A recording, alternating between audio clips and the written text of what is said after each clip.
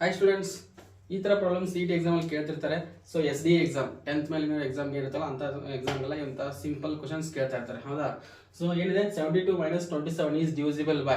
So ನಿಮಗೆಲ್ಲ common ಆಗಿ ಮಾಡಿದ್ರು ಇದನ್ನ ಮಾಡಿ ಡಿವೈಸ್ ಮಾಡಿ ಅಷ್ಟು ಚೆಕ್ ಮಾಡ್ಕೊತ ಕೂತ್ಕೋಬೇಕು, ಹೌದಾ? ಸೊ ಅಷ್ಟು ಲೆಂದಿ ಪ್ರೊಸೆಸ್ ಬೇಕಿಂತ ಈಸಿ ಮೆಥಡ್ ಏನಪ್ಪ ಅಂದರೆ, ಸೊ ಏನು ಮಾಡ್ತೀರಾ, ನಿಮ್ಗೆ ಆಲ್ರೆಡಿ ಗೊತ್ತಿದೆ ABBA, ಹೌದಾ? ಆಲ್ರೆಡಿ ಒಂದು ಸಲ ನಿಮ್ಗೆ ABCCBA ಫಾರ್ಮ್ಯಾಟ್ ಗೊತ್ತಾ? ಅದೇ ABBA ಕರೆಕ್ಟ್ ಇದೆಯಾ? 7227. ಸೊ ಈ ಥರ ಇದ್ದಾಗ ಏನು ಮಾಡಬೇಕು ಅಲ್ಲ, ಹೌದಾ? AB and BA. So AB ಎರಡು ಮೆಥಡ್ ಇದೆ. AB - BA ಇದ್ದಾಗ ಅದರ ಆನ್ಸರ್ ಯಾವಾಗಲೂ 9 ಇರುತ್ತೆ. ಆ್ಯಂಡ್ AB + BA ಇದ್ದಾಗ ಆನ್ಸರ್ ಡಿವಿಸಿಬಲ್ ಆ್ಯಂಡ್ 11, ಹೌದಾ?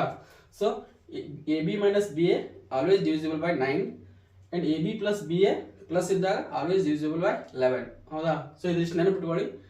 ಸೊ ನೀವು ಇದನ್ನ ಲೆಕ್ಕ ಮಾಡೋಕ್ಕೂ ಅವಶ್ಯಕತೆನೇ ಬರೋಲ್ಲ, ಹೌದಾ? ಸೊ ಆನ್ಸರ್ ಏನಪ್ಪ ಇದ್ರದ್ದು? ಈಗ ಮೈನಸ್ ಇದೆಯಾ? ಸೊ ಆನ್ಸರ್ ಏನು 9. ಅದೇ ಥರ ನಿಮ್ಗೆ ಒಂದು ವರ್ಕ್ ಕೊಡಲೇಬೇಕಾ? ಸೊ ಈ ವರ್ಕ್ ಮಾಡಿಬಿಟ್ಟು ಕಮೆಂಟ್ ಬಾಕ್ಸಲ್ಲಿ ಆನ್ಸರ್ ಹಾಕಿ, ಹೌದಾ? ಸೊ ನೋಡ್ಕೊಳ್ಳಿ, ಸ್ಕ್ರೀನ್ಶಾಟ್ ತೊಗೊಳ್ಳಿ, ಕಮೆಂಟ್ ಬಾಕ್ಸಲ್ಲಿ ಹಾಕಿ, ಅದು ಮಿಸ್ ಮಾಡೋಕ್ಕೆ ಹೋಗಬೇಡಿ.